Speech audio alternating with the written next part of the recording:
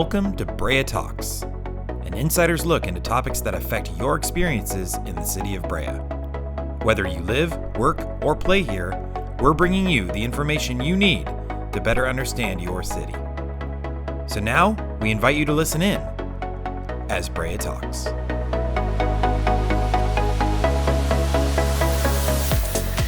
Hello and welcome. I'm Aimeé Matsumoto, and today Brea Talks, Gabba Gabba.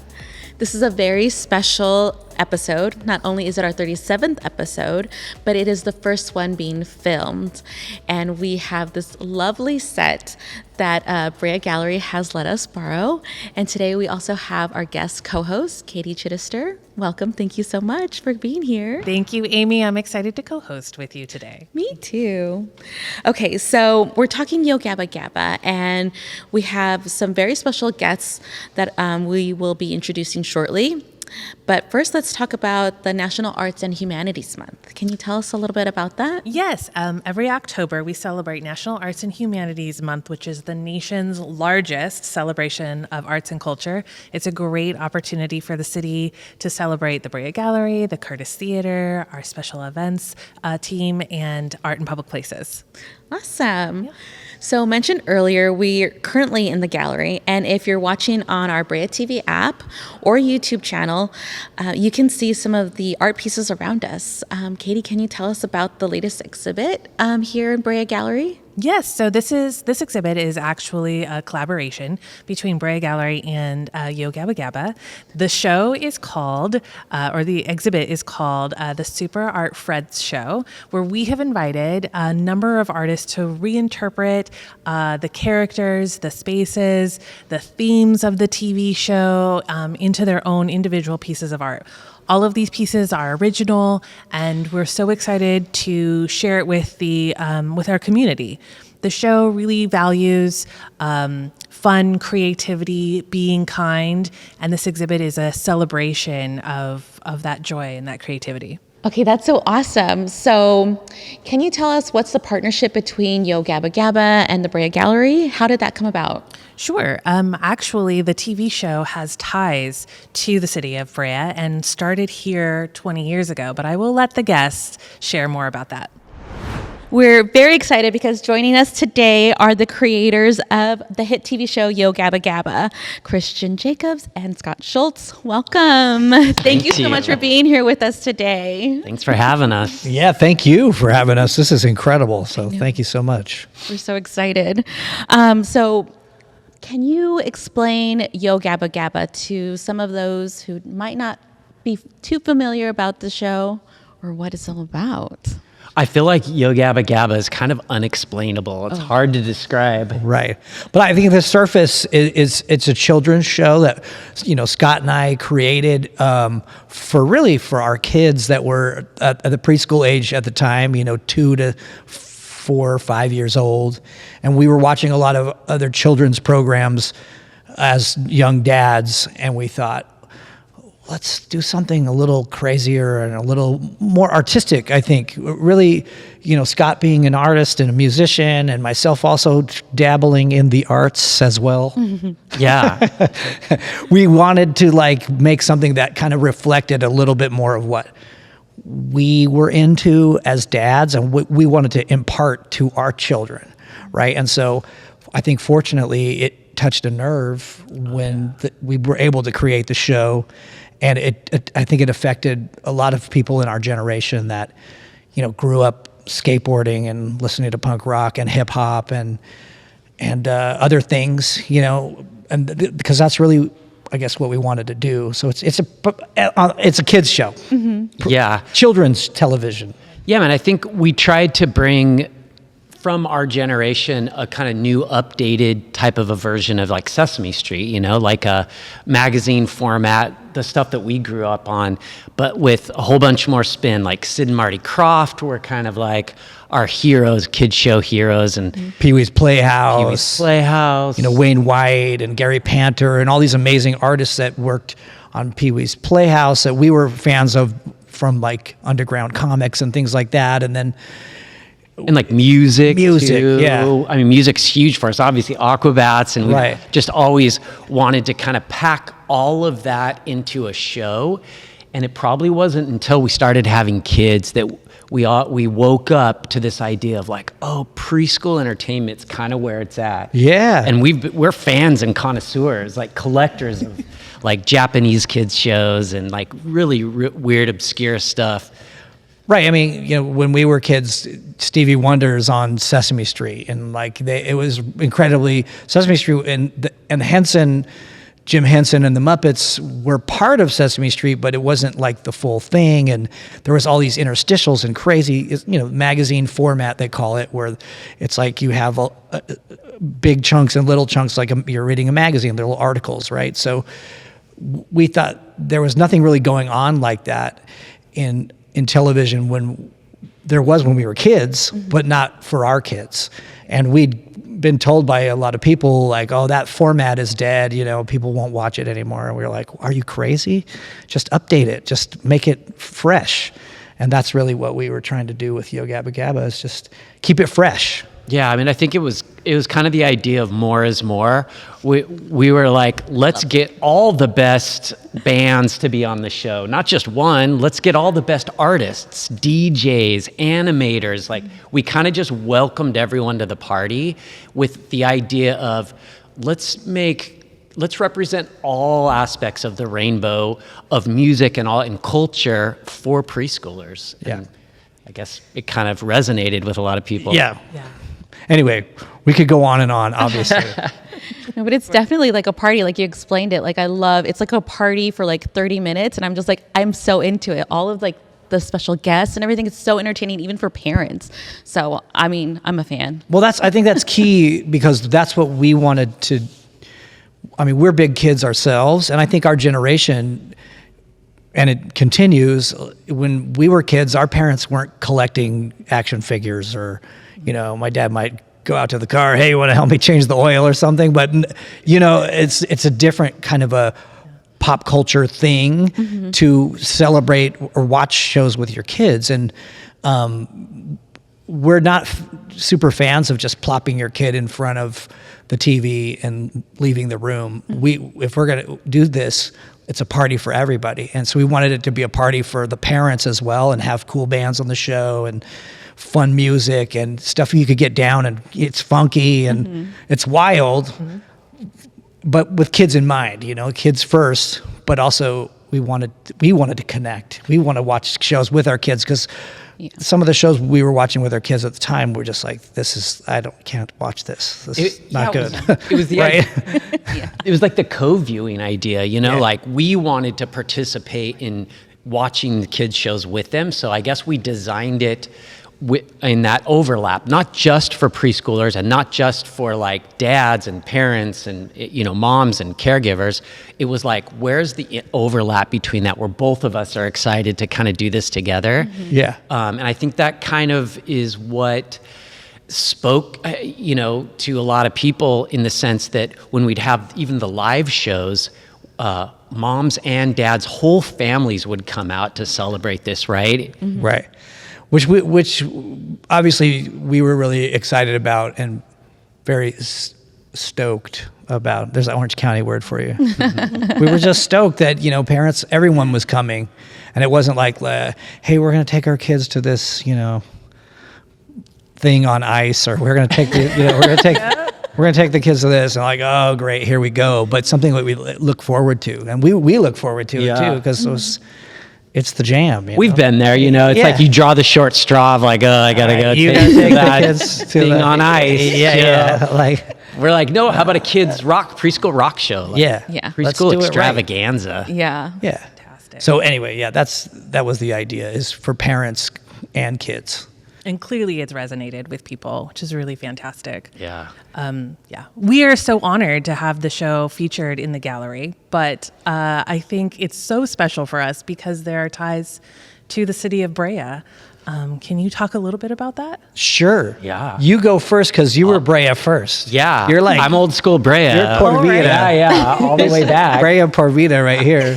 So I graduated Brea Olinda in '89, if you can believe that's kind of a long time ago. Not that long. But Christian, you moved to La Habra. I moved to like La Habra, really close by, but Scott and I, we were friends. So when I moved out here, I knew Scott, and we became fast friends. We were into the same kind of music and skateboarding and surfing, and we were just all over the place going to concerts together. We really bonded over music, I think, was the main thing that we were really into together, and going to concerts together and listening to new bands and discovering stuff. And back in the 80s, and so we were pretty thick as thieves. And Scott actually was a DJ, like a wedding DJ. Oh yeah, you know it. And so then I would step up and be like, "Hey, welcome to the We had a lot of fun bride and groom. DJing. It's time to dance." And Scott would be back there on the wheels of steel. And so like he'd have this giant speaker in the back of his van, and we'd tote it around on the weekends. And yeah, we've been haunted Brea. We've been a friends lot. since we were kids, but Brea was the place. And so, let's see, fast forward a few years. Yeah, I mean, it was kind of like this was our friend circle, and we hung out here a lot. And it wasn't until probably '05 that we decided to kind of like do. So we'd had the entertainment. idea to do this show early 2000s, like 2001, 2002. It was when we first started having our own kids. We came up with the idea. My daughter was born in 99. Your son was born in 01, yeah. 01. Max is? Yeah. Okay, yeah. So right around that time, we were kind of doing it. And, we tried to pitch it around as you pitch a show. But anyway, long story short, we ended up just thinking, let's do this independently. And we hashed it all out in Scott's garage right over here off of Brea Boulevard. What's the street that you lived on? Well, Lambert. So we had a couple of warehouse places of other people who had actual real jobs that we just sort of took some of their warehouse. Well, that's when we started making the show, but we planned it all out in your garage, That's right, at your old garage. house, in the garage, on the floor of Ruth's Lambert and Brea Boulevard. hair salon, her garage hair salon. Yep. So Lambert and Brea Boulevard, over there by the Jack in the Box was in walking distance. But we planned it all out. We had cards, and Scott was really the organizer. Like, okay, we're doing this, and I was like, he was always pulling me out of the clouds. He like, come on, sit down. Well, I can say also that we the Aquabats was going on, and we always had dreams of doing the TV show with the Aquabats, and we were kind of like creating that. But during that, we had kids, you know what I mean? So the preschool aesthetic was just huge for us at that time. Yes. So they were like, okay, the preschool version of the Aquabat Super Show would be something like we switched Curry gears. Takara meets you know what I mean? All these influences that we had. We got real excited about it. Yeah, so answer your question, long answer shorter. Brea was where we created the show, and then when we were in production, Scott's brother Ben had a warehouse that we did most of the editing in. And it was like our production. Yeah, so 05 was probably when we started really developing for the pilot. And like Christian was saying, we did it with just everyone. No one in the industry, the entertainment industry, could really wrap their heads around a live action show like this. They kept thinking animated, or like they couldn't get it. So we're like, we're just gonna make it exactly as weird and wild and fun as we want to make it. So we were able to do it ourselves. So we kind of made it out of the back of Ben's warehouse. Yeah. Because a show like Yo Gabba Gabba in the 70s when we were kids was kind of like, that's what kids shows were. Sesame Street, Puffin' Stuff, all these shows, Lidsville, with people in walk-around costumes and weird worlds. That was kind of what we grew up watching. And so when we were out there trying to pitch it had been dead for 30 years already, that kind of stuff. So people were like, we don't get what you're talking about. We're like, no, like these old shows. And like, okay, well, they're old for a reason, is what logic tells you, Yeah. like Hollywood's like these Right. these things are dead. People don't do them anymore for a reason. And we were like, no, Just wait. Yeah. Just wait and see. We'll show you. Kind of You like, know what I mean? If you've ever seen that movie Hudsucker Proxy, have you ever seen that movie? And Tim Robbins is walking around with a piece of paper with a circle on it. Yeah. That was Scott and I were like, it's this. Yeah. This is it. And people were like, we Literally. don't get it. Yeah. And then that became a hula hoop, right? And then they sold hula hoops Right. and it, blew up. And so, needed Yo to show Gabba it. Gabba is our hula hoop. But we, and we ended up doing it ourselves because of punk rock and hip hop and skateboarding, doing it yourself.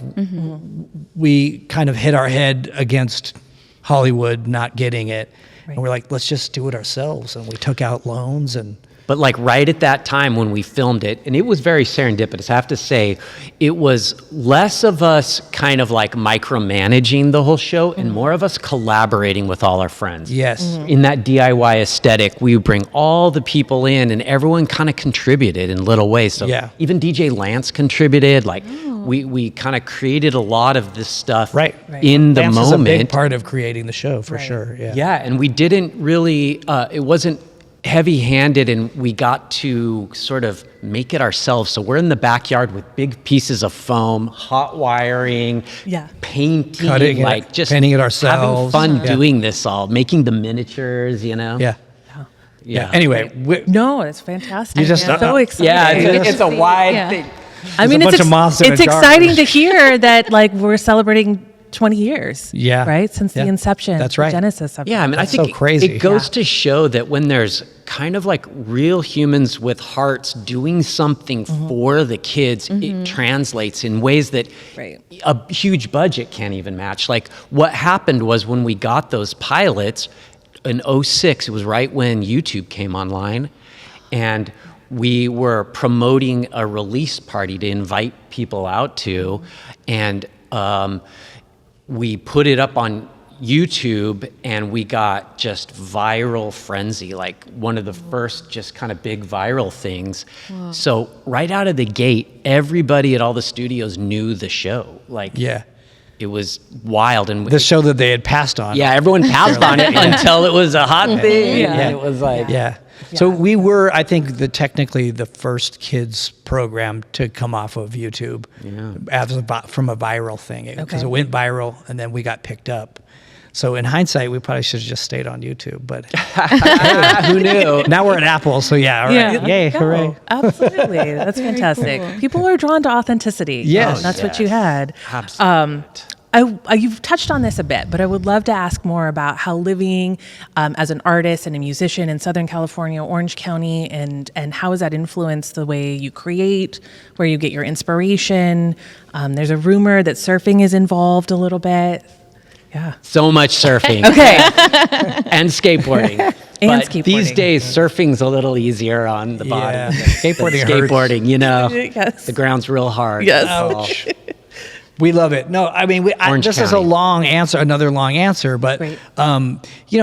living in Southern California, growing up in the 70s, 80s, 90s, I think we're all really fortunate to be, obviously the weather's great, we live by the beach, but there's all these things happening here that it's like the culture of Southern California is really,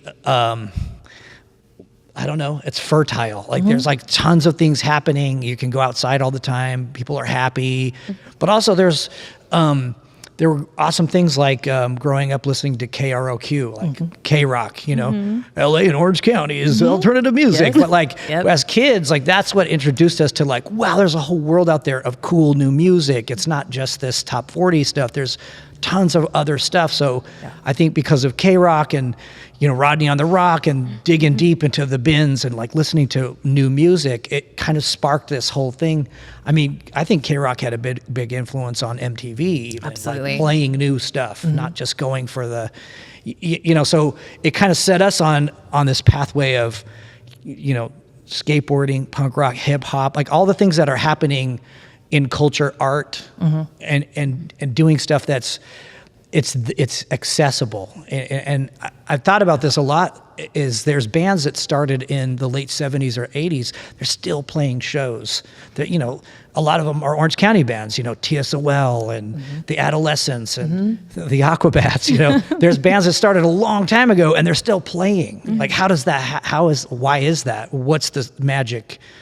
And I think Southern California has a lot to do with it. You know, it's the media capital, basically, of the country, and so things that start here, they ripple, the ripple effect. And, you know, not to get into it too analytically, but it's been a very big blessing, I think, to be here in Southern California for a lot of us, because again, it's like entertainment is here, art is here.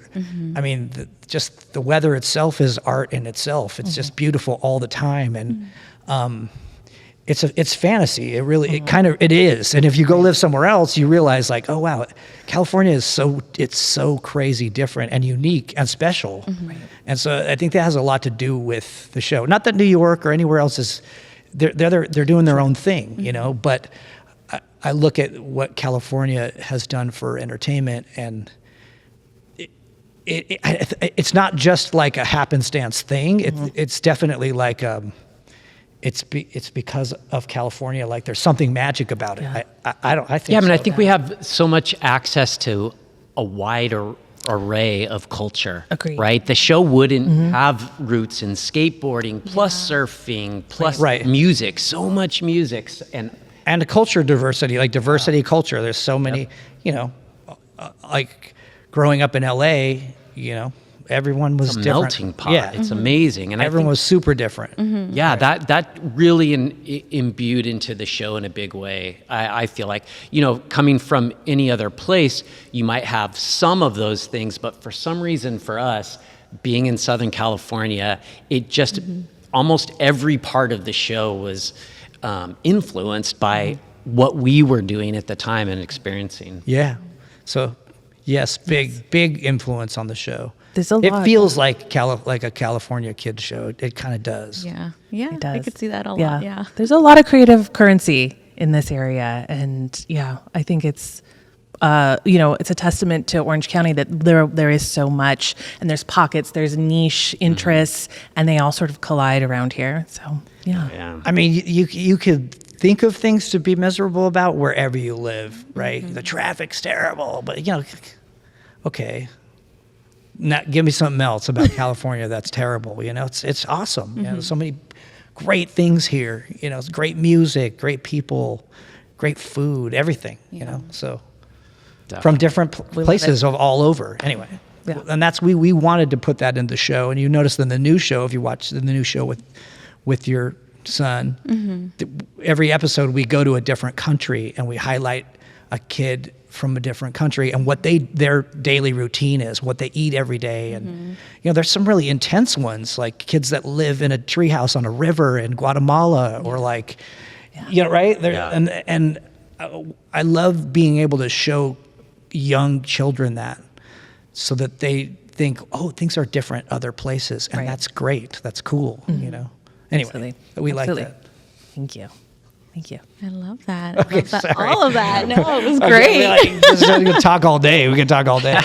We like love to to talk. talk. Awesome. Yeah. Well, perfect. You're in a podcast, so that works. Okay. Yeah. It works. We're working then. Good. Yeah. So I just want to say congratulations to both of you on the success of your show, and thank you for entertaining my kids and entertaining me. It's a party in our house, in our living room, so I appreciate like all the cool music that's in the show, the colors and everything. So congratulations on that. But Thank you. yeah, it's great. Thanks. It's a great part of our lives. So yeah, Well, we again, like being at the gallery and seeing all of the pieces. It's emotional for us because there's so many great things in here that have been influenced by stuff that we helped create. But again, to Scott's point, there's so many people, like, you know, this piece behind you is our prop guy, Michael, that has worked on the show since the beginning. And, you know, our friend Joel has a piece and Parker has a piece. And there's pieces in here from kids that probably grew up watching the show. Absolutely. And then there's pieces in here from people that actually had a hand in making the show. and they're not really that much different, just 8 little different time zones, but like at the same time, it is a testament to like bringing people together for a common cause and the purity of intent of like, we weren't doing this to like make money or, I mean, making money is great. I like paying my bills, but like it wasn't something that we really were thinking about like, okay, here's the formula and here's how we can cash in on this and here's how we can charge people way more money. It was just something we were doing purely because it made sense for our kids. It just made sense. Because like, you wanted to experience it with our kids, you know what I mean? Yeah. So I feel like your experience and a lot of people's experiences like that because, we wanted to actually be there in front of the TV and playing with our kids and dancing with them, not just like watching and listening to a lesson or learning stuff, but like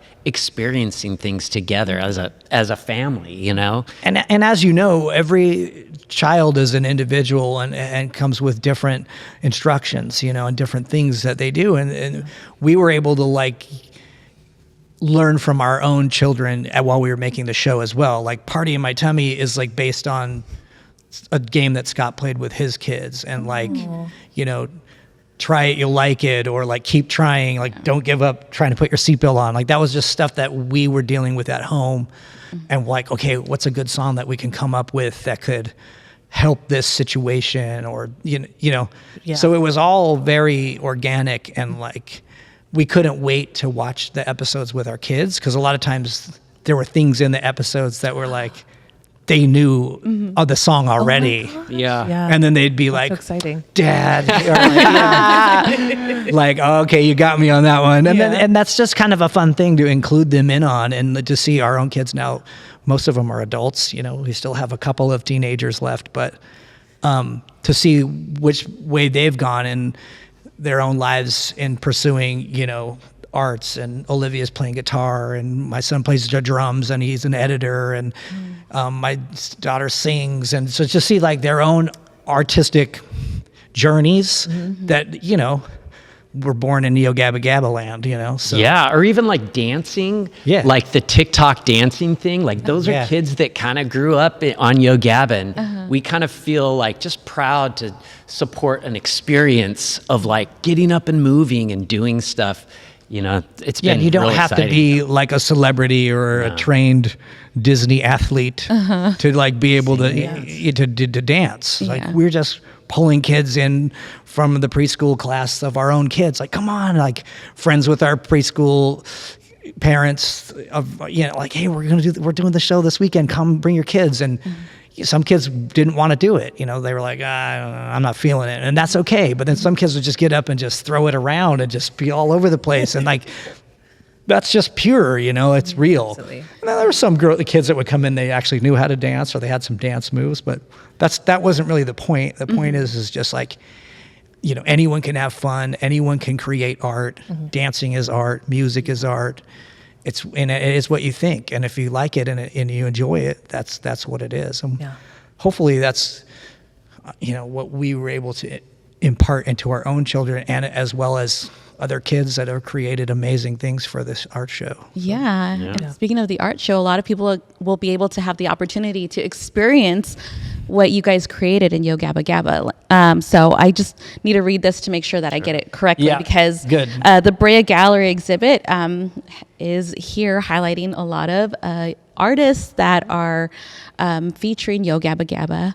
And so, so the Brea Gallery is presenting a collaborative exhibition with Yo Gabba Gabba featuring over 80 artists who have combined their creativity and nostalgia to reinterpret the beloved world, characters, and themes of Yo Gabba Gabba. This exhibit will honor and celebrate the whimsical creativity that sparked right here in Brea 20 years ago. So we are so excited about this collaboration. And you had mentioned that you have some people that worked on the show that are also in the exhibit. So I know you guys already touched on that, but how does that make you feel? So exciting because we did an art show back probably 10 years ago just with people who worked on the show, and it was really amazing.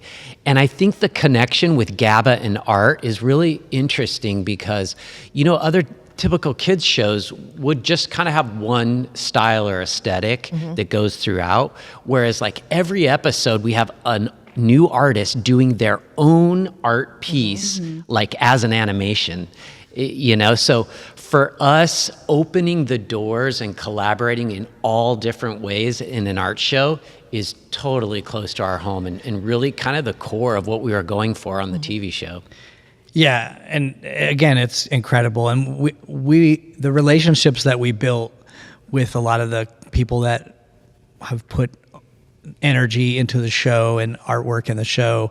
I mean, it's like lifetime friends. We've been friends for 20 years now, and That's amazing. it's weird. It just seems like it's gone so fast, and it makes me nervous about wait, clock is ticking here. But like, it's awesome that we can still be friends and talk to these people, and we're hoping to invite a lot of the people, you know, some people that didn't put stuff in the show, but people that were involved in the show, we're hoping to invite them to the opening, and we want it to be a big party and celebrate everyone's hard work, you know, because again, it was very collaborative. Scott and I had a vision, but it was also like open to like more vision, you know. Collaborative that also spanned multiple decades, right? You know, like the first run of the show, and then now that it's come back, another run of the show. So.